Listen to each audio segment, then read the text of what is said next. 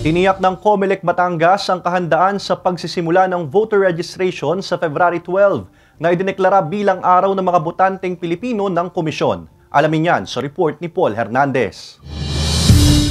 May People's Initiative man daw para sa pagsusulong ng tsa-tsa o wala, tiniyak ng Commission on Elections o COMELEC na hindi makokompromiso ang gawain sa nakatakdang voter registration na sisimulan sa February 12. Pero dahil may ruling ng isuspinde ang pagtanggap nila ng lagda para sa PI, mas makakatutok daw sa pagpaparehistro ang komisyon. Just like what the chairman has been saying, hindi naman kami nag-verify. What we are doing is just counting the number of pages. Mas makakasagabal pag nag-individual withdrawal. Sa inilabas na pahayag ng COMELEC, tinawag na pambansang araw ng mga botanteng Pilipino ang Pebrero 12. Magkakasapang araw ng iba't ibang aktibidad ng COMELEC sa pagsisimula ng registration. Palalakasin din ang Register Anywhere program para sa mga walang oras na makauwi sa kani-kanilang mga lugar. For example, our capital city here is Batangas City. So ang mangyayari dyan, anyone from outside of Batangas City can register in Batangas City. Isang form na lang din daw ang gagamitin sa registration. Kaya ang paalala ng COMELEC, lumabas ng bahay at magparehistro. Batay sa pagtataya ng komisyon, madadagdagan ng 2 hanggang 3 milyon ang magiging bagong registered voters sa buong bansa.